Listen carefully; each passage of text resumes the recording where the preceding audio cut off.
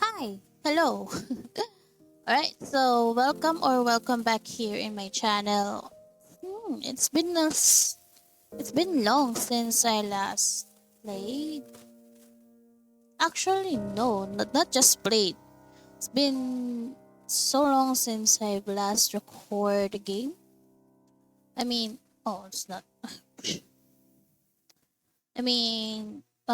I haven't managed to post the event on Genshin since it's lag. I recorded it like it's super lag. The game's not laggy, but the recording is like it's already a few no, it's already like 30-second gap and it's still on the loading screen. Like there's a lot of already it's all like, for example, it's already on the cutscene on the event and still on the loading screen. That's how lag it is. And yeah, only the sound is the one that got, you know. So yeah, I didn't post it, unfortunately, although I did enjoy that event. And before, okay, so before we go to the next batch on Genshin, I've been really planning to play different games lately, especially horror games. I think I said it somewhere on my other videos, and I decided to start with this. Let's see if uh let's see if this will going to be an ongoing series. Like I haven't even played Fear and Hunger again, because definitely that game needs a lot of time to play, and I don't have that because I'm actually busy here my at our house. Like, mm, let's just say that I'm helping my mom take care of my sister's baby since she's working, of course, for the baby, both of them. So yeah, it's this is called Lake of Voices, the game that we're gonna play for today. And oh, starter Blake, what? And based on the what do you call this? The store page, uh, it's overwhelmingly positive, and this is a visual novel. So the description here is a free horror visual novel about an ill-fated journey across Sindos, a lake where gruesome monsters lurk just beneath the surface. With times being so dire, you'll need to decide what and who is going to be sacrificed. Anyone can be saved, but not everyone can be. So that's the description. And text here is free to play, visual novel, indie, casual, and horror. Let's see if there's like a trigger warning here so that I can already set it. Obviously, I won't narrate the story summary here. You guys play it. So, yeah. And fortunately, this is a full English voice acting. And also, it has a multiple endings with variation and stuff. So, yeah. And there's some unlockables. And there's also a relationship stuff like the letter visual novel. Okay, so that's it. There's actually no trigger warning here, so I think we're kind of safe. Unlike, what do you call this? Fear and Hunger. Like, Turbo Granny's doing all the stuff. So yeah, let's start. Let's see how the Lake of Voices fare as a visual horror game. Visual novel horror. Okay, let's start. Oh, Certain choices are time. Wait. Choices. You'll need to make you need to make various decisions throughout Lake of Voices. Here are the few details to keep in mind. Certain choices are time. Time running out isn't something to completely avoid. In some cases, not getting involved can open a new possibilities. Other choices aren't time. These options only determine whether Kika has any special affection to another character or not. Oh, okay. If you survive until the second night, the story will branch into one of the five different plot lines based on your earlier decisions. The other characters cannot manage all situations in the various plot lines, regardless of what you do. So once you choose another plot, that certain character cannot be on that like that. So there's no, yeah, based on the description, you can save everyone. Unfortunately, there's no true happy ending here. No, there's no happy ending. Just ending, I guess. Alright. If a character isn't making it, try getting that plot with a different set of survivors or having the same group of characters venture through some other storyline. Becoming closer to someone can add and or remove future choices options and change how some scenes play out. Your decision to build that connection may not go unnoticed by the other characters.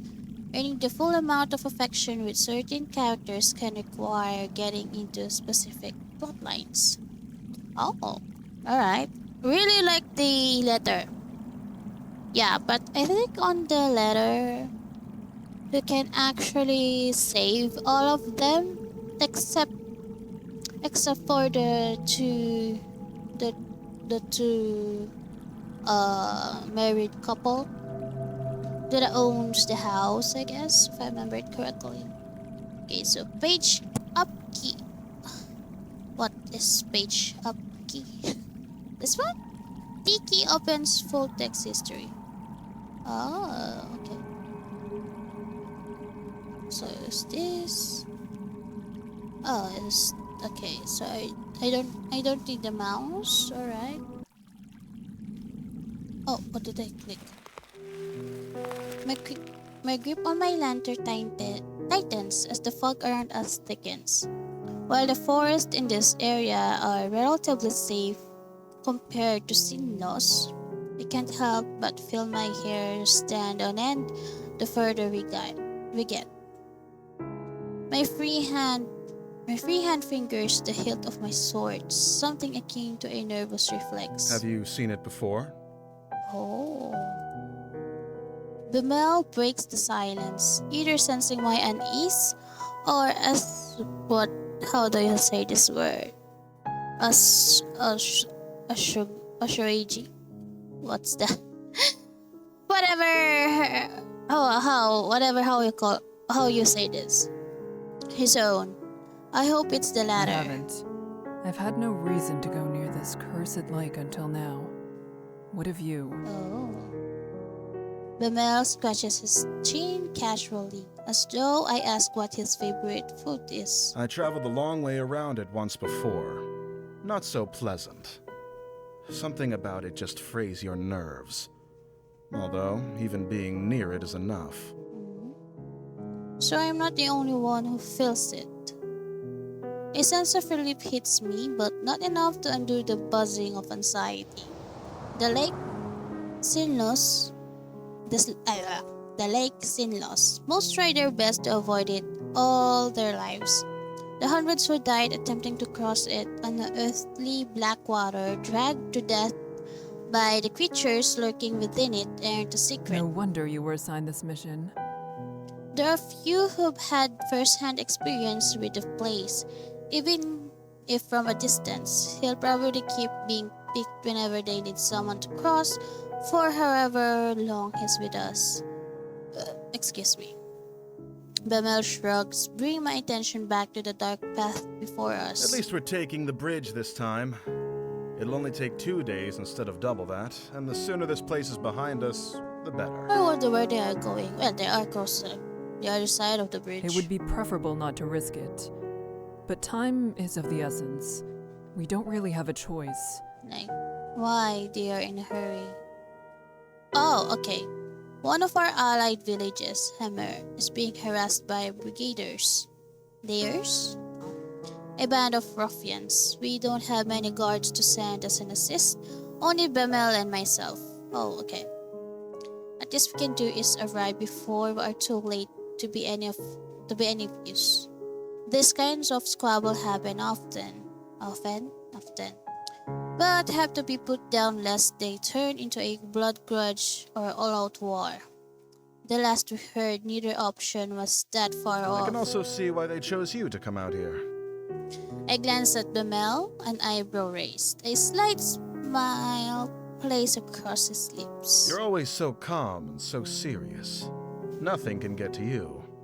You're the best choice they had. A smile now tugs at my own lips. I would like to thank him, but wouldn't be so calm and serious as he just described. And if that's how he sees me, I'd like to keep it that way. Yeah, she's very panicking a little bit right now. My lack of reaction only makes him smile grow, and he chuckles a bit before focusing on the path. I do the same. It wouldn't be right to let my guard down in a place like this. Bemel appears to feel differently. You know the however. town on the other side of the lake, though. It's not so similar to ours. If all goes well, perhaps we'll have enough time to enjoy the new area. For the most part, I ignore him, nodding when applicable. Bemel is a talkative sort, and if chatting helps keep his worries down and his sword hand ready, I have no complaints. There they are. After a time, the thick fog surrounding us begins to clear. A sleek wooden dock comes into view, with it the sounds of water gently lapping at its sides. Bemel ships beside me, stretching his lantern arm as far as it will go. Seems tense. Someone's already here. Oh. Hi! A young woman stands by the dock, eyeing us warily. Does she intend to cross tonight? Evidently, she has the same question. As we step up next to her, it's clear she isn't simply passing by. She's waiting. The stranger nods curtly to us. Margaret. Hi, Margaret. Kika the Steadfast. Oh. Bemele. Hello? Oh, it's Bemele. I'm so sorry, Bemele. There's a stuffy silence. Margaret turns to gaze out across the lake. Expression unclear. With not much to say, Bemele and I do the same. So it's Bemele, okay. From here, the black surface of the lake looks disarmingly calm. Wind rushes across its surface, a sound like whispering. Though perhaps it actually is whispering. I concentrated, trying to place the difference, searching for the breaks and rhythm. After a few seconds, I feel foolish.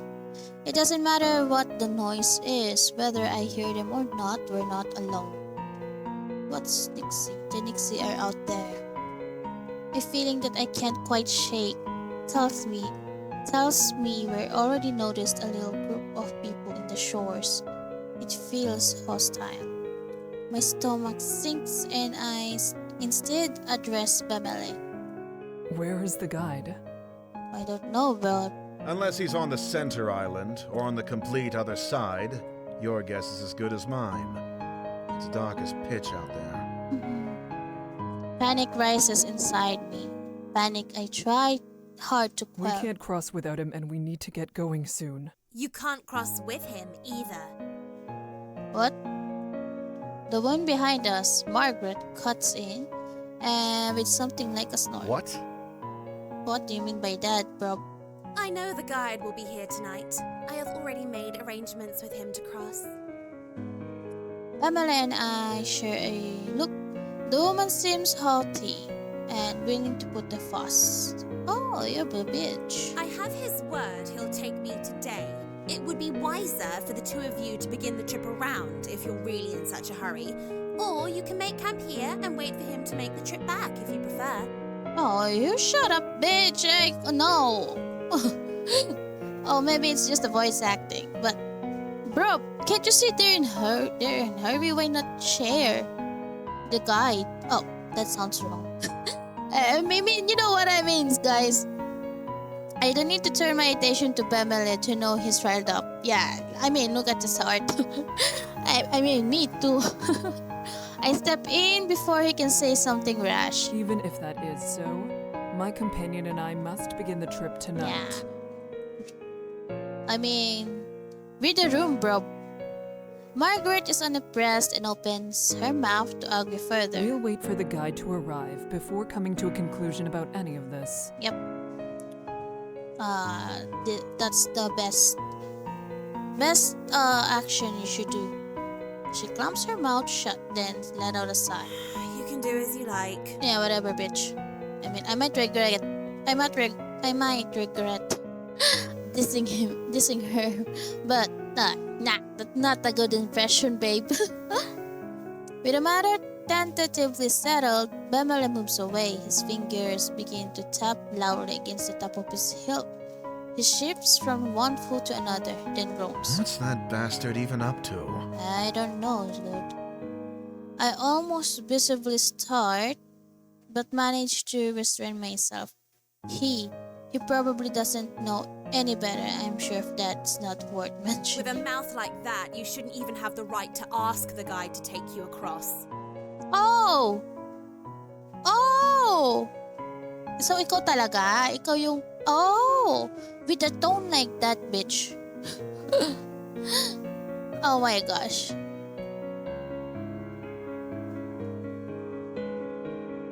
Wait, hold on.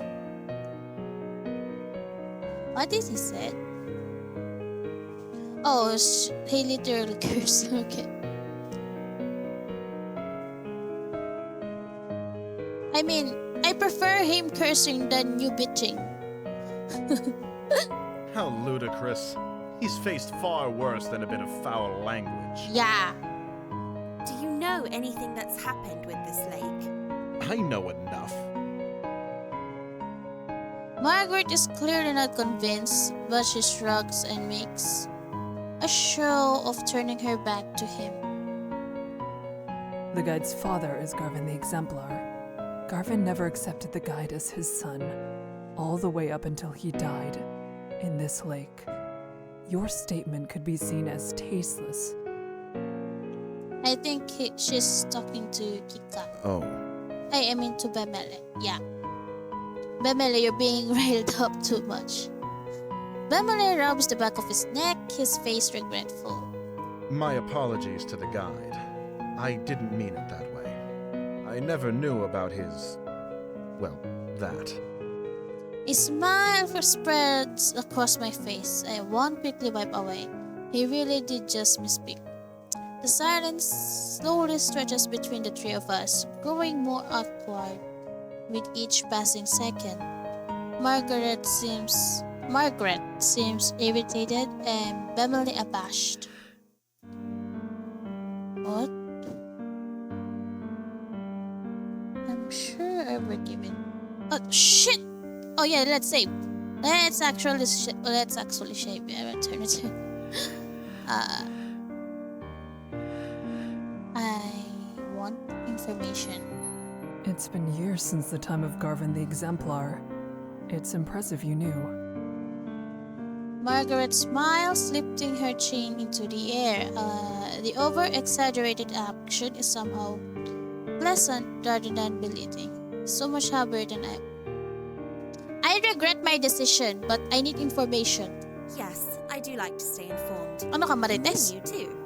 Good. This lake shouldn't be allowed to swallow even history itself. My town, the one where I was born at least, was also Garvin's hometown. I was very young when he passed. The entire village went into mourning. Oh. People broke down crying in the streets. I'll never forget it. He meant much to everyone who knew him.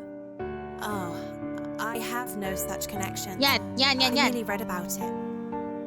You guys, Bemele and you are in almost same level. You know, and in terms of that information. Probably you just Marites. I mean, you just heard or read about it. She pauses, seeming to scan the air in front of her for something to say. I'm sorry for your loss. See? You're just the same as Bemele. It's all right. Thank you. My town may have taken pride in Garvin, the exemplar, and what he achieved, but we weren't the ones who lost the most. That would be his family. We remain locked inside our own thoughts, not another word passing between us. Oh, there's a light. Eventually, a small light appears on the bridge ahead, gently swaying through the foggy air. It gets closer and closer until it becomes apparent. It's a figure carrying a lantern. That must be the guide, although I can shake the ghostly aura it gives off. Nawala. The figure steps onto the shore, but we wait for him to approach us instead of going to meet him. None of us are sure how close to the waters we can get before it's no longer safe. Is this the guide? Hi! He stops in front of us and simply Are stares. you the guide of Sinlos? The man nods. He looks us. I mean, no. The current narration tells me that you're sus. He has a sharp face and weary Well, eyes. that's grand. We would like an escort across the lake. Lemon motions to two of us, and Margaret approaches, a strained smile on her face. Hello, it's good to see you again. I'm ready to cross, as we've agreed upon. The guide turns to face her as well, face remaining unchanged. It must not be a lie. He would have something to say, otherwise, surely does have preference to travel with him. That's a problem. Is there a way we can all begin the trip tonight? Yes, I will allow all three of you to go. Oh, With nice. that many, at least one will die before we reach the other side. Oh, what the fuck? Alright. Bamele goodbye. I chose her. I'm so sorry. I furrow my brow. It's a disturbing addendum, and one offered with a little emotion attached. Bemele glares back, asking what we're supposed to do with such circumstances. You should go around. The sentence hang in the air, the second half's unspoken. If you want to live. We don't have time for that. There are Ena. people counting on us for protection. Why does she need to go? He jerks a finger at... What finger? Anyway. Whose face contorts with anger. I don't need to explain myself to you. My journey has already been put off once, and I was promised I could go today. I will be going under any circumstances. She meets Bemele's eyes with a gaze of steel. He starts to speak and she cuts in. An extra day or two shouldn't be that much of a problem for you. Whoever you're meeting can surely wait such a tiny amount longer. Patience is a virtue after all. Oh my gosh, this bitch. I mean, okay, you're in a hurry, but we're in a hurry too. And it's an emergency, bitch. It's a life and death situation. I mean, based on the past dialogues, if they didn't went there, the village might be wiped out, or there's a ongoing war. Bitch, at least be sensitive enough to ask what's their deal. If you don't want to share what's your deal, The night is only so long. What the and fuck? if we're still on the bridges when the sun comes up, we'll all die as they sink back below the surface. Oh. If you don't decide soon, no one will be going. Wait, what? We'll all die as they sink back below the surface. What do you mean by that? Sink back below the surface. What? The guide is dispassionate stoic. I would almost feel something's wrong with him if I didn't share the trait myself. Bemelef pulls me to the side, jaw clenched tight. That woman isn't armed. His voice is low. He darts a glance at Margaret. We can easily get her to back off if we make this into an actual fight. Gago. After all, we have to go tonight, yes? If one of us really is to die, it'll be her. Babe, Would staying be a worse fate than her death? what the fuck is this dialogue, bruh? What the fuck? I stare at the dog, refusing to meet Bemel's eyes and trying to keep my voice as level as We possible. don't know her situation. Yeah. This isn't a decision we can make for her. I mean, both of you don't want to give way or at least tell your situation. What? Bemele leans in closer. Apparently having missed what I've said, I removed the sympathy for her in my I removed the sympathy for her in my response when I speak The again. guide won't accept something like that, I assume. His face is grim. Then what else do you have in mind? First of all, you and I cannot split up. Either we both stay, or we both go. Oh. Right. That's not a question. I cross my arms, hand on my chin. I have full confidence in my abilities and in Bemeles, but there's no reason not to believe the guide knows exactly what he's talking about. If we go, we might not be able to give the group the attention we each deserve. That would mean we truly would be putting Margaret's life at risk on top of our own. Oh shit! Oh shit! Oh, sorry And I believe you. Oh shit! I should have. What do you call this? Saved. Bemele's reply is firm. My steadfastness seems almost weak in comparison to its certainty. He addressed the guide. We shouldn't waste more time. Let's shove off. The guide slowly turns around without even a nod to show his agreement. Margaret stares at Bemele and me, something of a resolve in her gaze. Then she follows after the guide. At least she didn't insist we stayed behind. We should do what we can to protect her. It's our fault she's being put in even further danger. Exactly my thoughts. We will take care of everything. Maybe I'm being naive, but I have no intentions of letting anyone fall victim to this lake tonight. Oh, you're gonna die. Those monsters can starve. You're gonna die. He turns to follow the other across. I will protect everyone on this trip. I will. We'll make it through this. Oh no. The game already stated it. Oh, alright. Then I step into the dock and join them. As soon as I step onto the wood, the temperature drops. The light of my lamp shines against the water surface, as reflective as a mirror. Until we reach land again, death is only one small mistake away.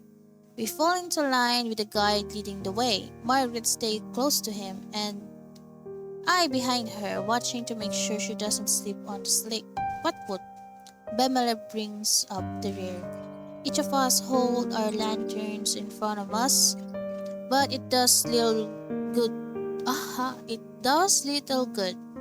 The fog is thick and nigh impenetrable, consuming the light as if hungry for it. Above the surface of the lake, it's deathly quiet. No longer is there the whispering wind, nor the sound of water lapping against the shore. It's just our own mismatched footsteps and the sound of my quickening breathing. Hold on. Alright. Oh. My eyes drift back to the lake against my better judgment. It's no wonder there's not even a sound of the water with how still. Oh, there's a lot of bacteria there, guys. Amoeba and brain-eating amoeba. It seems almost sturdy with a sheen of black marble floor. I heard rumors about the water of Sinlas is heavier, more difficult to disturb than natural water. That's just the weight of its impressive cling is enough to keep someone down, even without them. Something even darker than the abyss of lake flickers just below the surface. Where? Um, or at least I think it does. I turn my gaze to Margaret's back. It's better to stay focused. Fall back a bit. You're following me too closely. Eh? The guide is looking over his shoulders, addressing Margaret. I'm sorry. Oh, she's afraid, bro. If someone gets pulled into the lake, they'll instinctively reach for anything to hold on to. Do not let that be you. Oh. Margaret's shoulders rise and she nods with great seriousness. I understand. Thank you for the advice. Wait, I didn't get that. Ano daw? If someone gets pulled into the lake, they'll extinct. Okay. He ignores her gratitude. You can speak amongst yourselves if you so choose, as long as you pay attention to where you're going. There is no worth in listening to the sounds out there. If there's anything at all, it'll only be Nixie trying to set you on edge. What's Nixie? All right. Then, could you tell us your name? You didn't have a chance to properly introduce yourself, and I've only heard you being referred to as the guide. I don't have a name. Eh? Wanna give you one? He's facing the front again. His voice is expressionless as before. I have no way of guessing how he feels as he says this. Oh. Wait, what if he's like there's a contract like MI. Like if someone wants to pass the lake, he needs to sacrifice one or whatever.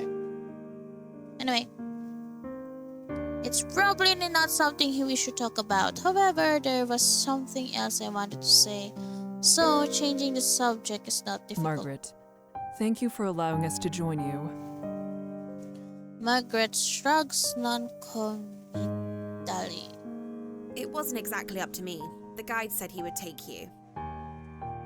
She hesitates and then she looks tentatively over her shoulder at me. But thank you for saying that. It's appreciated. Oh, nice. You're being less bitch. Bemele and I will do our best to be an asset on this trip, rather than a burden. That's nice. I'm not afraid to be out here, though. Still, at least with your training, you should be able to take care of yourselves. I admire her resilience. It's comforting.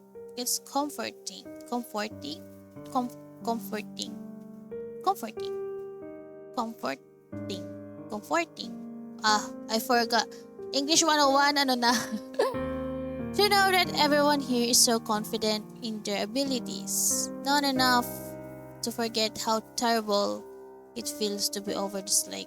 I'm not sure if that is fortunate or unfortunate. Believing yourself to be secure doesn't mean that you are.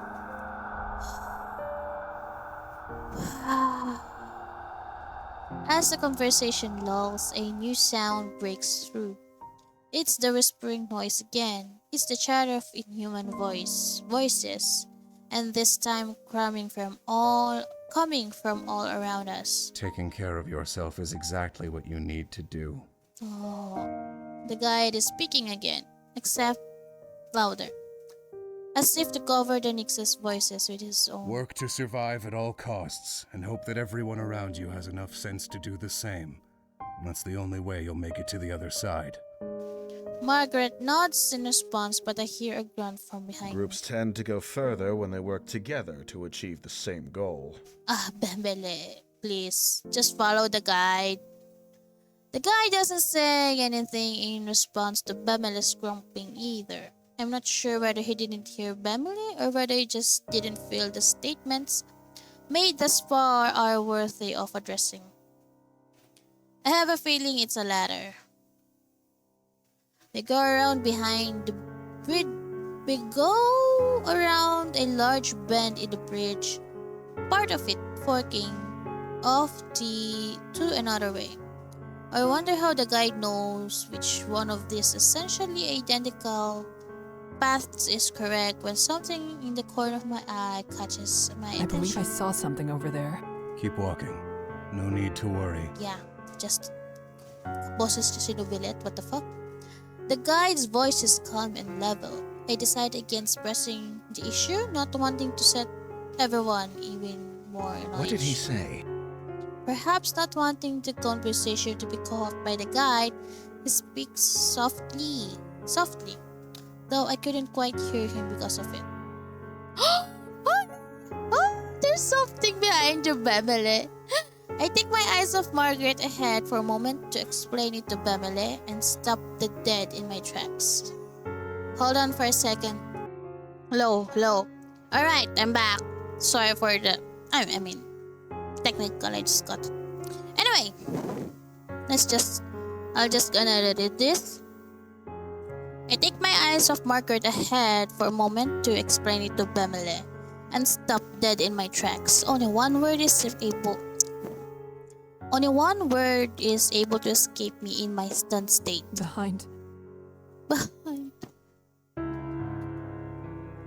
Behind Bemele stands another figure, looming in the darkness. Seeing my face, Bemele grabs the hilt of his sword, he whips around, then staggers swiftly backwards. Oh, no, he's afraid. Several meters away, a crooked, twisted black figure hobbles its way towards us. Some kind of liquid drips off its head, curling around the edges of its face. It's almost like it's crying. Bemele backs up until he's standing beside me. The figure continues to slow its advance, head jerking from one angle to another. Earth? It's one of them. Yes, Nixie that stumble across the bridges looking for opportunities. What the fuck is a Nixie? The guide is standing next to us. I didn't even notice him approach. Then he's a Nixie too. The Charot. ones that can make it out of the water are generally referred to as prowlers. I had no idea things like that were out here. Is that what Kika saw down the other path? The guide says nothing, instead returning to the front of the party. Margaret watches him pass. Her frustration morphs into a nervous optimism when something seems to come into her mind. Well, Nixie aren't slowed down much by swords, but at least the light keeps them away, right? Margaret's hands grip her face tight and desperation bleeds into her voice. I bite the inside of my lip. Direct light will force it to return to the lake. However, it'll try to drag the light, or you, down with it before it goes. Oh.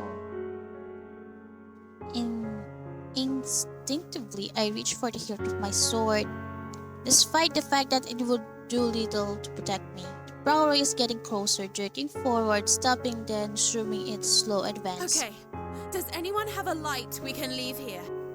That way it won't follow us. Only matches. Bemele spits. He's the one bringing up the rear, so he's the one most likely to be in danger if it keeps following.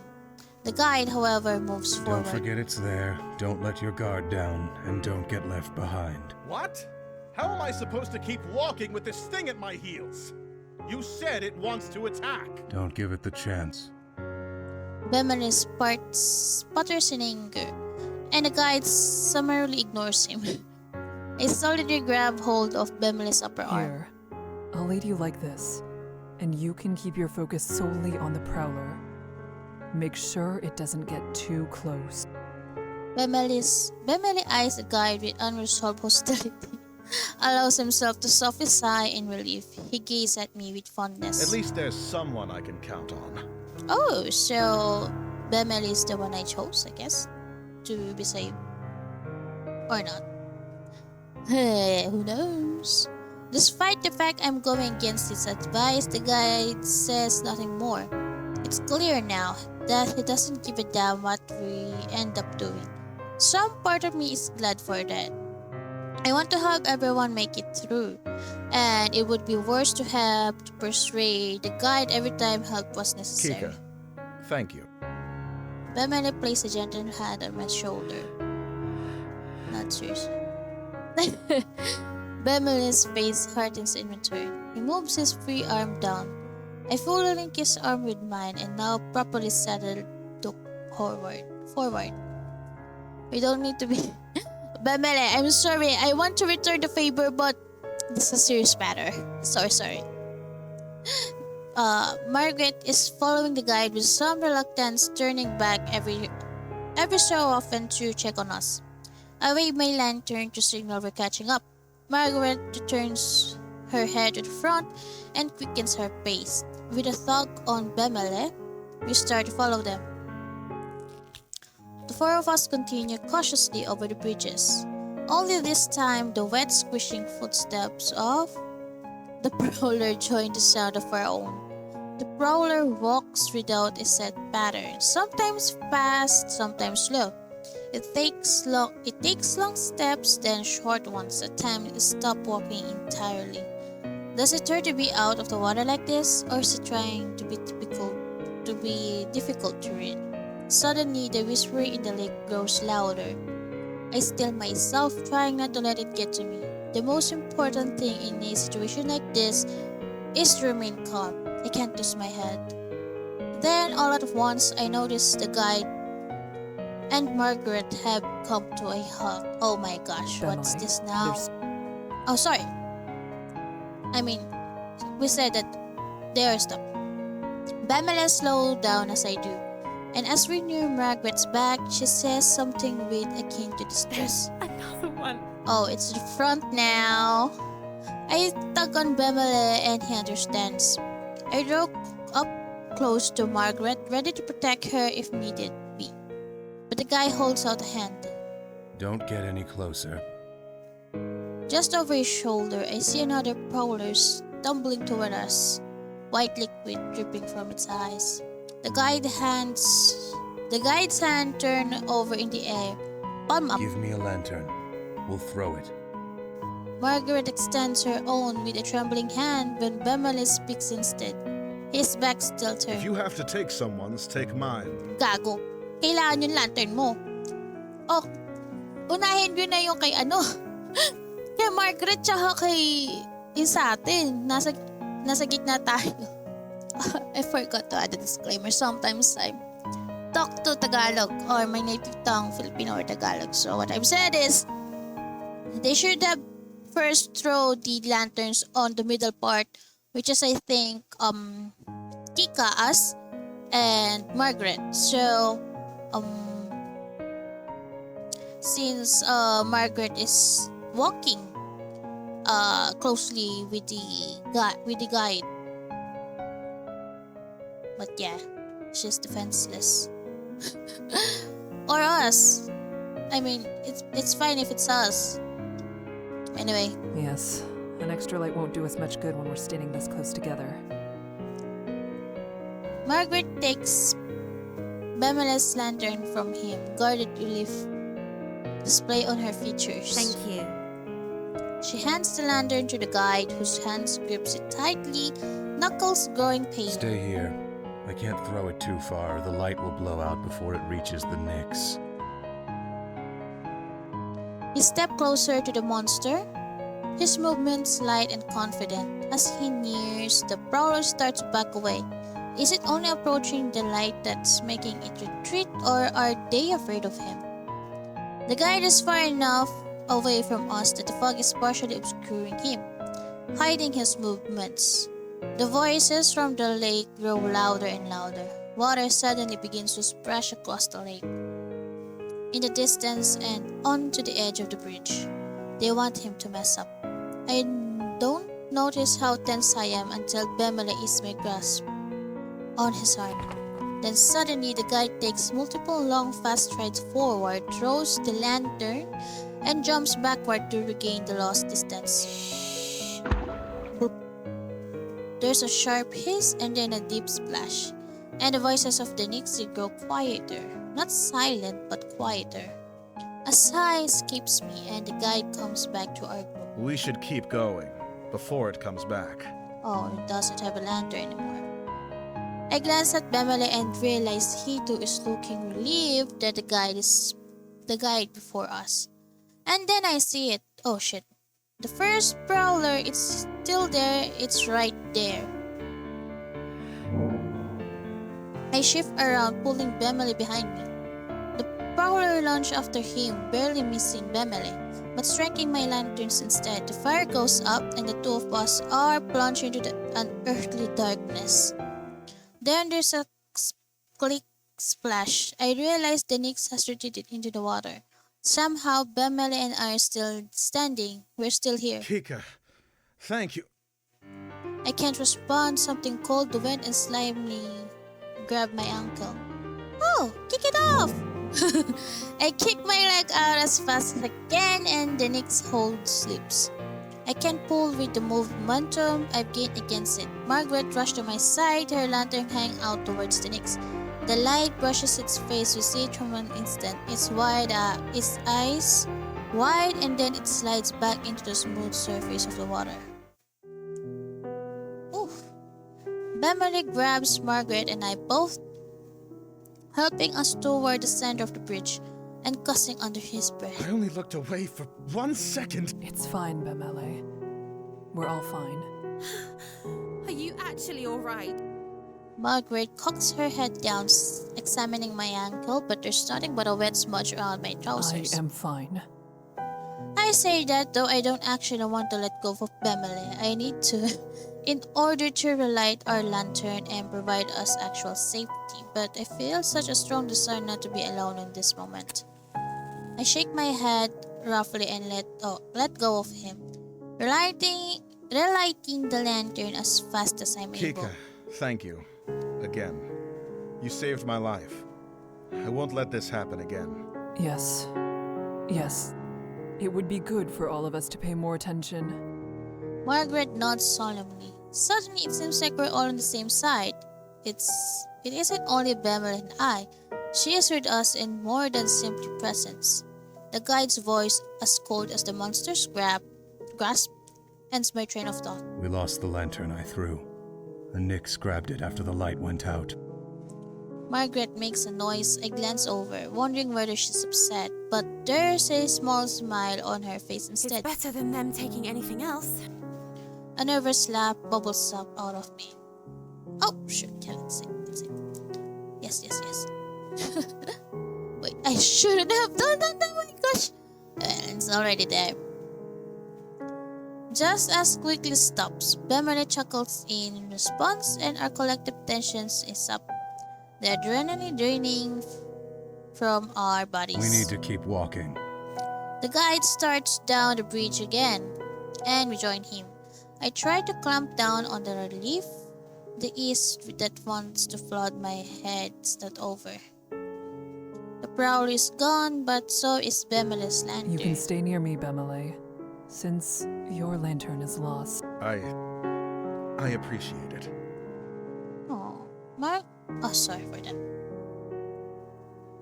Margaret goes on ahead of us. Bemele stays by my side as I keep at the end of the line. The breath of release for Margaret and Bemele is quickly swallowed by the somber atmosphere of the Sinlos as well, replaced by the gravity of the near-death experience. Never mind celebrating his survival. Something like that shouldn't have happened in the first place. The memory of the prowlers reaching out towards us appears each time I close my eyes. Why does it look like something's dripping down their faces? The prowlers are on Margaret's mind too, looking at her pained expression. It's as though the moment of relief never existed at all. I'm not sure. Me neither. Something's wrong with them, though. They live in water.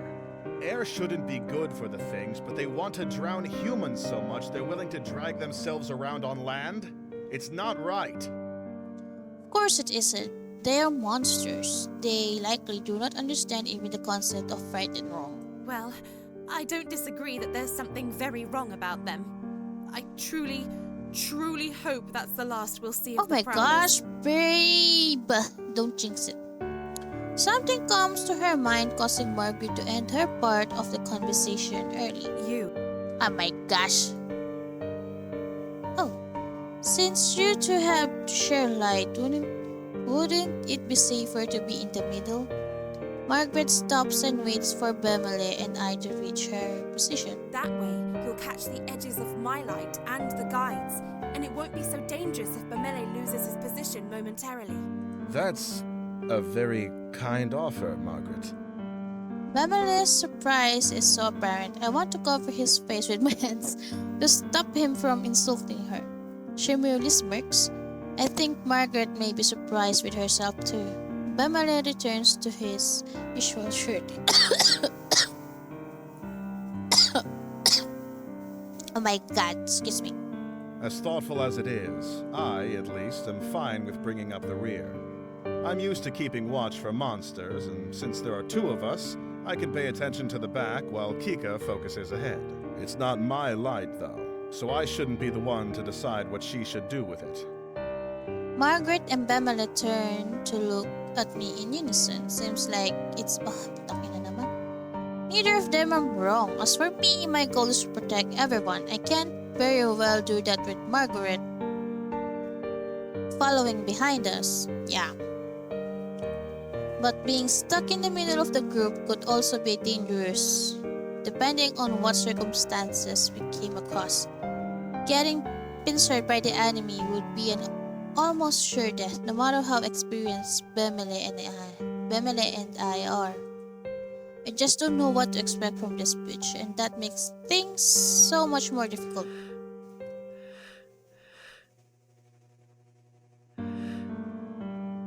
So you're staying behind? Seems like it. Yes, I think we'll be good here. But really, thank you. Oh my gosh, I should have That said. was a very kind offer. Well, alright. Delikado siya eh. Margaret respects our decision and trots ahead a bit to catch up with the guide. He who has paid no mind to the entire trip. So, I don't want to sound like a child, but how much longer until we arrive at the halfway point? Margaret chuckles, reflecting the amusement I don't want to vocalize. We still have some ways to go. Damn. I suppress my laughter yet again at his pouting response. The gloom we've been under dissipates slightly, like light flickering through the fog. The first trial tends to be the most difficult. I believe we will only react better from this point on. I like the way you think. He's cute. Then a gleam enters Bemele's eyes, and he I grins. think Kika deserves a round of applause. Her quick reflexes are owed the utmost appreciation. He leans softly into my shoulder, trying to get me to... It was indeed a sight. You're quite capable. Bemele was also a sight, but for very different reasons. The way he froze with his mouth all agape was a laugh in itself. Diablo. Bemele shakes a fist at Margaret and mock anger, then shoots me an affectionate You look. should know, she and I are usually on equal footing. The only reason you had footing at all is because she pulled you back. Bemele laughs, self-consciously scratching his head. Oh. That's very true. You can always count on Kika. Oh, what is this? I keep my eyes steady ahead, unsure how should I respond. I'm pleased, almost grateful to hear what they think of me. But I don't know what I could say that wouldn't seem pathetic. Instead, I contribute the best way I can. I keep my focus on the path ahead of us. Without a response from me, the conversation quickly dies out. Still, it is my heart to be in such a friendly terms with my companions. After sometimes, I notice Margaret isn't keeping up with the guide as much as she was before. I realize it's because the guide has increased his pace. Margaret begins to jog in an effort to keep up with him, and Bemele and I do the same. Despite this, Tanginang guide to, gago. The guide keeps getting further away. We go faster and faster until suddenly we're full on sprinting across the slick wooden boards. Figures in the dark fog fly past us at a blur, and it occurs to me that the branching paths in the bridge appear to be sinking. Oh, it's try hard to swallow my panic. The guide shouts something, but it's drowned by the frantic bounding of my footsteps. I'm trying to piece together what he said. Don't stop, turn. Don't stop, don't turn back. And he takes a masterfully sharp right down a different path, using his own momentum and the slick wood to the slide into the new direction with no loss of speed. Margaret must not have worked out in the warning either, as she's so completely caught off guard by the guide's change in course. She runs straight ahead, past turn, and continues down the path we've been following up until now. She clumsily begins to halt her momentum down the wrong. Oh shit! Then I come upon the fork. Oh shit! I make a hard turn. Oh shit! Following the guide and leaving Margaret. Oh, so sorry, Margaret! Bemele's footsteps stay as loud as they were before. He's made the turn as close behind me as ever. Out of the corner of my eye, I see Margaret turn around to try to come back of us, only to have the bridge in front of her follow. Shit! I slow down for a breath, feeling the impulse to turn back, but ignore it. There's no time. Margaret can make a jump, and then she'll rejoin us. I kept my eyes glued to the guide's back, ears perked for Margaret's footstep approaching behind us, and then I heard it. I screamed, shit. I whip around, sliding to a stop. Margaret is sinking. The bridge she's on is sinking into the water. She's disappearing. She didn't jump. What are you doing? Margaret's head shoots up, her face drained of all color. Jump! She stumbled near the edge of the bridge. Shit, you're already crying. Don't exist. Staring at the placid part of the lake, even from a distance, I can see her shaking. I can't say if it's from the bridge descent or her own fear. She barely seems to remain standing. I swallow painfully. Hindi siya makatalon. She curves in a small arc, achieving more height than she could, and lands directly in the lake with a muted splash. Oh no. Bamene starts beside me as I grab his hand and pull. We start running again, leaving Margaret flailing in the water behind us. Okay, Margaret died. We don't need to watch this. We both know exactly what will happen to her now. Margaret anguish cries pierce the night, and then the screaming stops. Shush. My legs go weak. It isn't right. But I push myself to keep going. Low. Oh my god, that took so long. Anyway, for you guys to be just quick. Oh my gosh, it's... Oh, so I did something here in the house. And of course, again, for you guys to be quick. So, let's do this. And Margaret died. Yeah, she's dead already. I won't save this. Later. Okay, let's go. My legs grow weak. It isn't right, but I push myself to keep going. Bemele curses between heavy breaths, calling those things every foul name in his large book. I try to focus on the pounding of my feet, but my brain won't concentrate. Instead, I imagine Margaret's terror as she's clawed to pieces by the Nixie. After everything, I didn't help her. Wait, I think there should be a click here. Anyway. After everything, and I didn't help her, we left her in the dark. As the night wears on, our strength rapidly fades. How much longer will this pass? People have to rest sometime. Almost as if in response to my thought, the guide abruptly halts. I skid to a stop as well, sliding to the surface of the wood. Why did we stop? Bemele's voice is tired, but his guard is up. The guide doesn't answer. Just stares at something slightly out of view. I step up to join him, following his gaze further down the path. Who this? Who? There, curled in a little ball illuminated by the lantern's light, cowers a person. His hands grip his head, and he rocks from side to side, mumbling incoherently. Oh, who are you? It's a man. I'm sorry. I'm sorry. I'm sorry. Oh? I couldn't. I just couldn't. Please. I'm sorry. Is this like if someone like got drowned on the lake, someone will go back?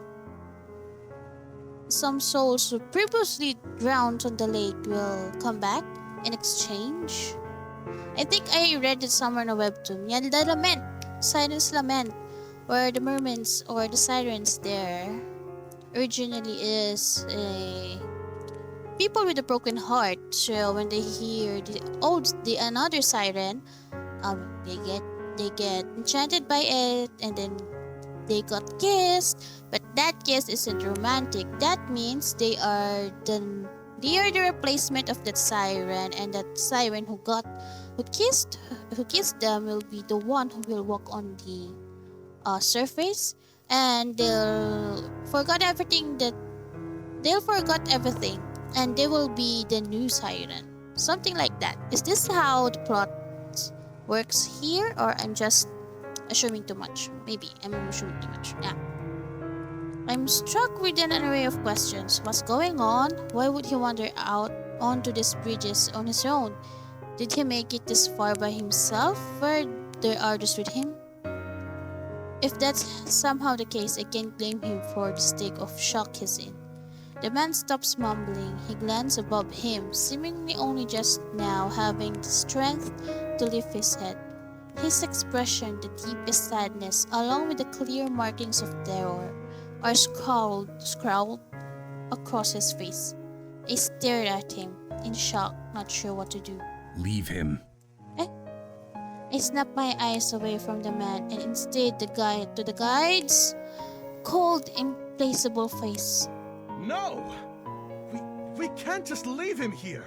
Without light, it's certain he'll die. He won't make it regardless. I mean, I like your voice, but bro, I know things works better the way it's supposed to work, but bro, at least give some hints.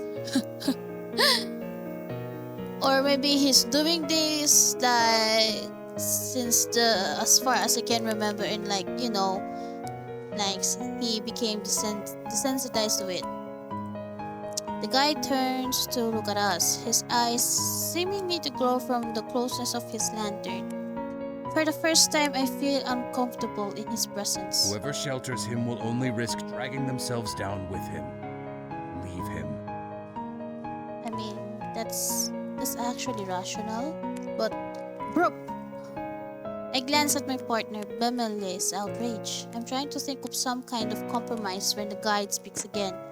His voice cutting. If the man comes, then whoever is shielding him will have to remain at a distance from the rest of the group. Far enough that you can't see me, just my light. That is how you will travel across the bridges. I didn't agree to lead this man. Yeah. And I won't. If you ask me to, I will leave you all behind. Well, he does have a point. It's only Margaret and us two that he will lead, not this one. And apparently looks like that it looks like that he's already lost it. So I kind of don't blame the guide, especially if he's doing this like for a long time now.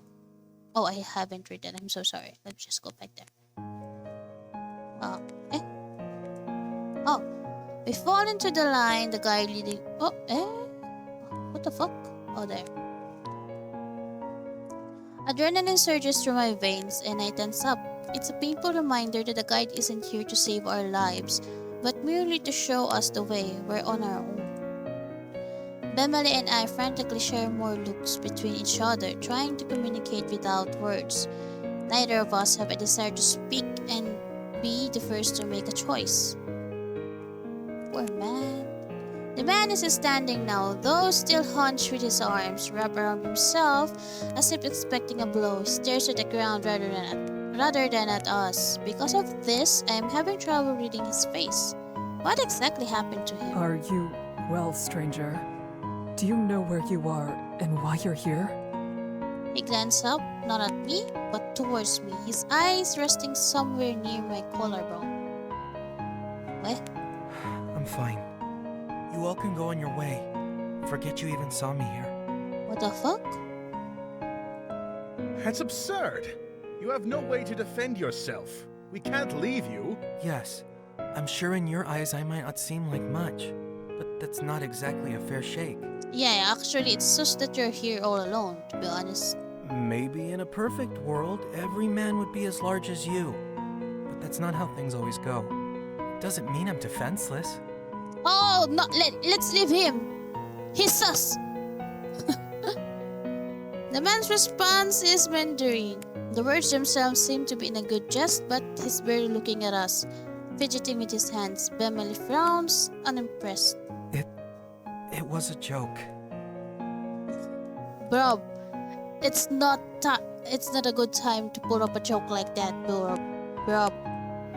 He smiles hesitantly, making eye contact with each of us for the first What time. part of it was supposed to be the joke? Do you even realize what is happening in this moment? Bemele, please try to be gentle a little bit. We've seen him shaking. For Pete's sake. Oh, you look kinda cute though. Never mind. Forget that too. Point is, I'm alright. You have found yourself out alone and unlit on Sinlos. Exactly. Something must be wrong with you. Oh no, sounds like you've been talking with my father. Isn't just the one that... No, Kika should know him. He lets out a weak little laugh coupled with an eyebrow raised, voice trembling. No one really knows what to make of this. The man gives a small wave and begins down the path begin. Bemeli hops, tossing his hands into the That's air. not even the right way. It is for me. Oh. Oh? You must have come quite a ways if it was the other shore you started on. The man's smile Good. grows. That's not so bad. There is no response to this remark, unsure of what could be said. I still think he should come with us. A person needs a light, and the guide himself said he won't be able to manage on his own. Sticking with us is his best option. I look over the man's body, noting the scrawniness of his limbs, scrawny but not necessarily lacking in muscle. The bravado he was showing as he tried to leave us has faded yet again, and now he's standing quietly, looking at us as if watching a play. Interest but no true connection to the events. It's easy for you to say such things, but whose light are you offering? Yeah. It's not mine, and you are putting her in even more danger with your own presence already. Yeah. You only have 2 lights now. Bemele's hands turn to the fist. He looks away but doesn't say anything. For a moment, no one does.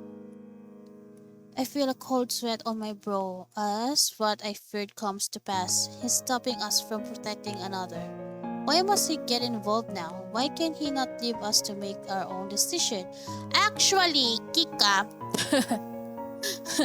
it's not that he's stopping to protecting you, all of you guys, but I kinda understand the guide's perspective here.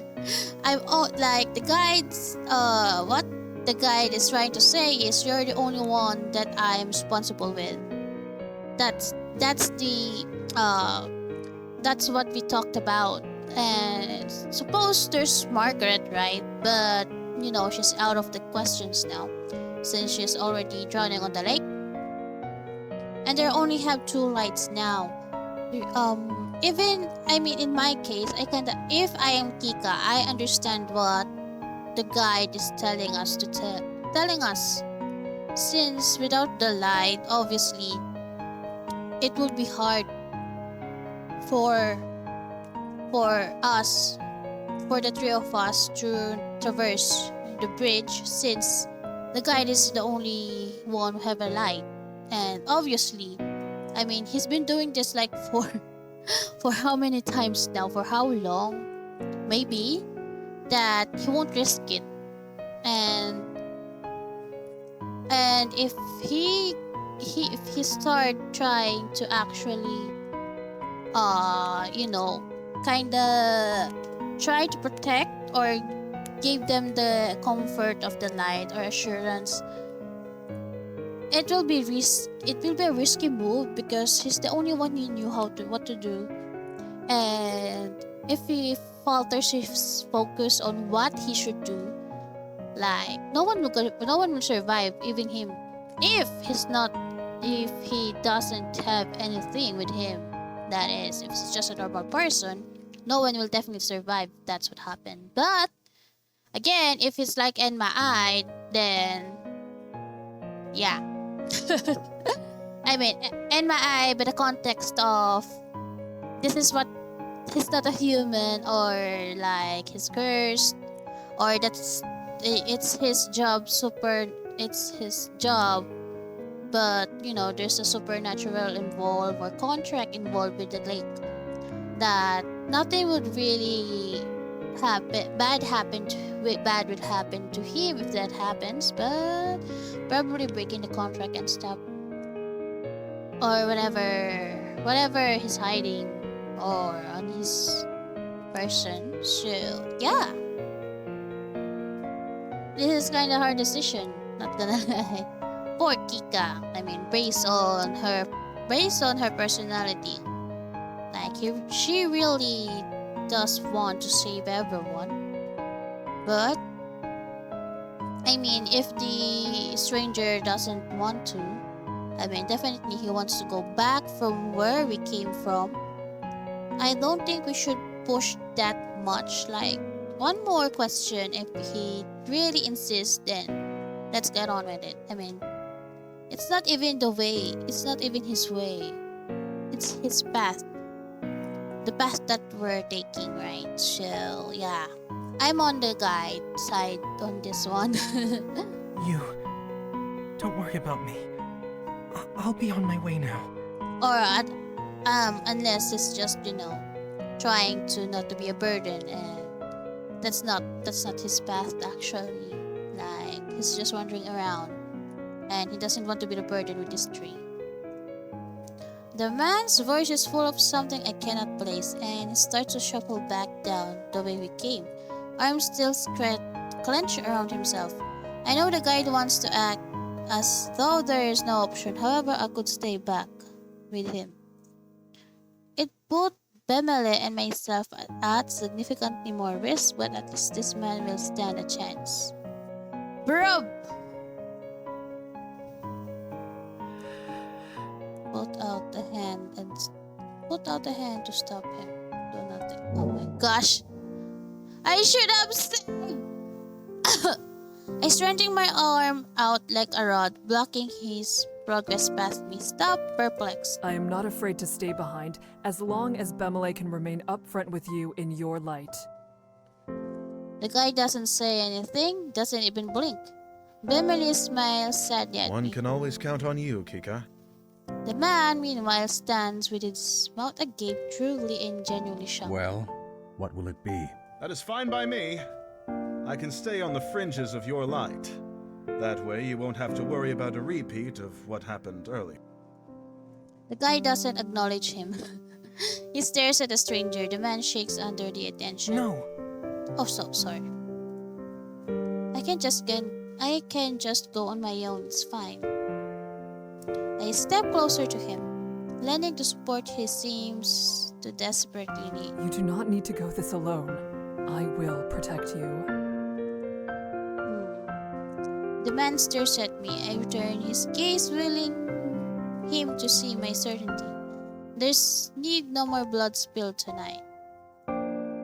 Slowly the fear melts off his face, replaced with some like resignation. Then he drops his gaze to the floor.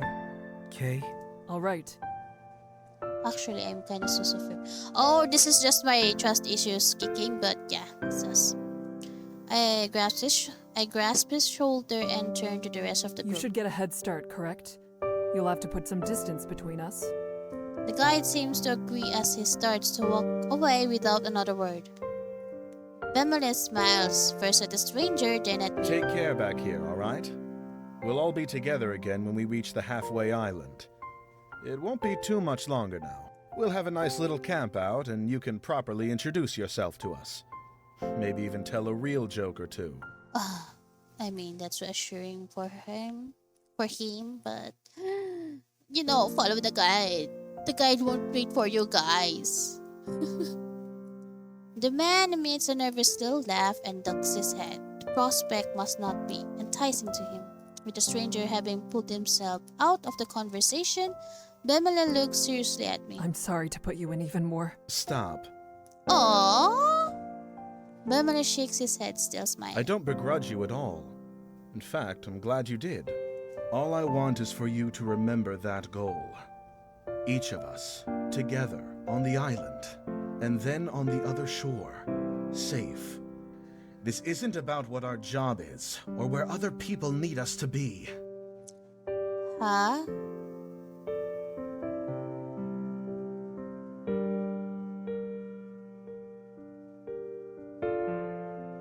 Oh.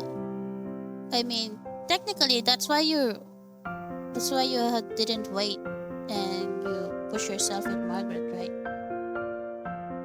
But I guess seeing what's happening right now makes you think of your priority.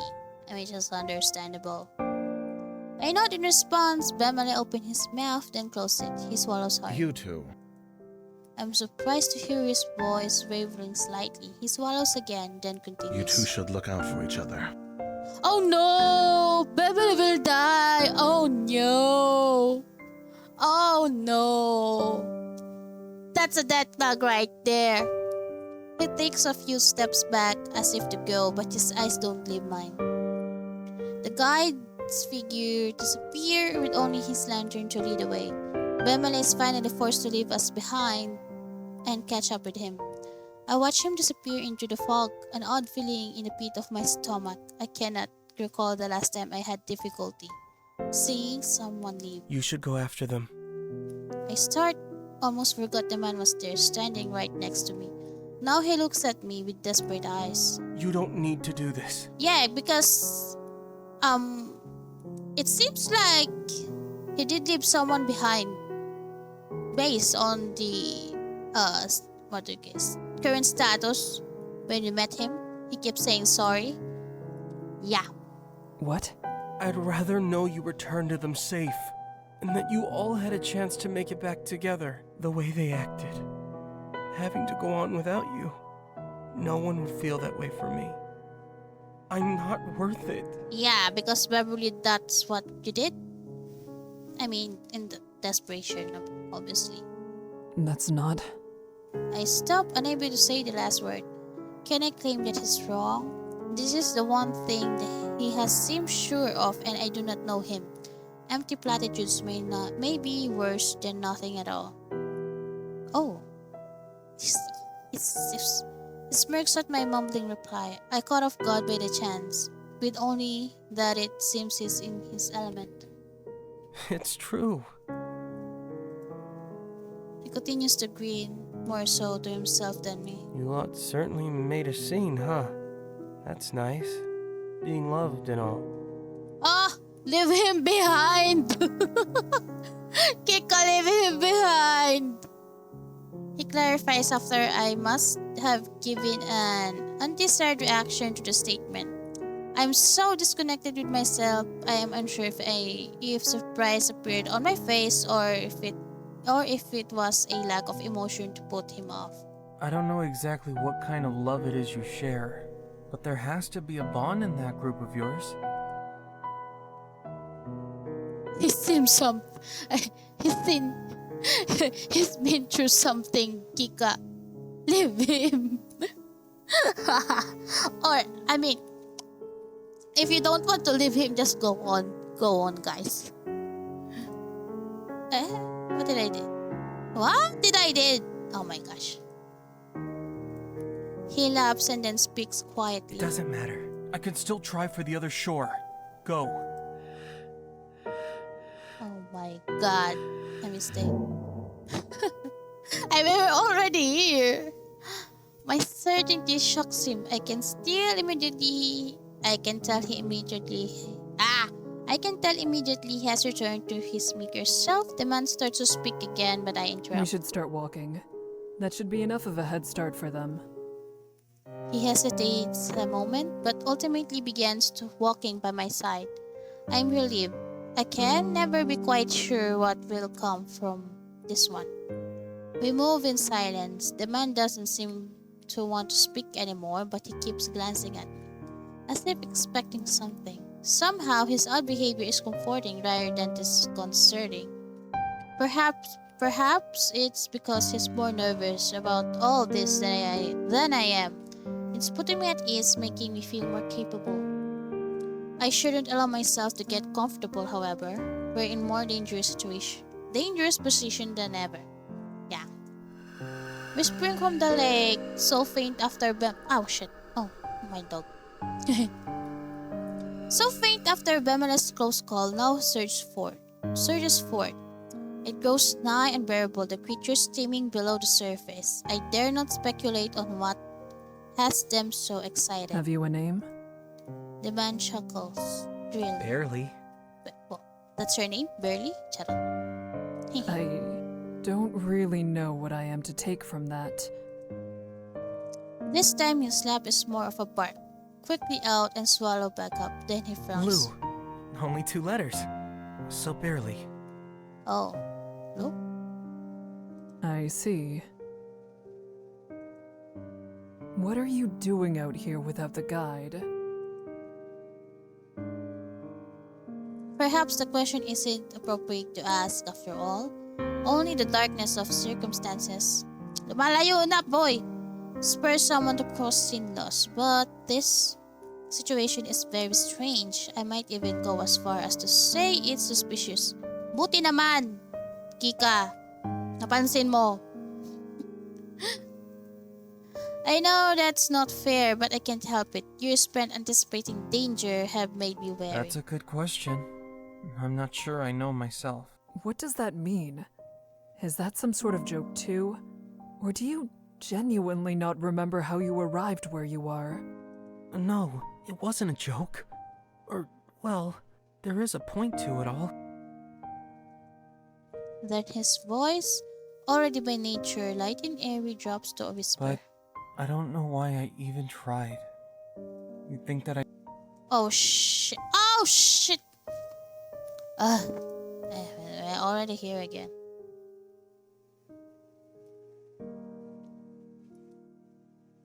You don't think that I'm able to call a spade already, right? He looks up, noticing my gaze still leveled at him. Then he shrugs. I'd rather not talk about it. Okay. As what has become the norm, I don't fully understand what it means, but I can at least guess that he's not very happy with himself at present. And like it or not, he won't be sharing his real reason with me. What about you? What brings you out on this little adventure?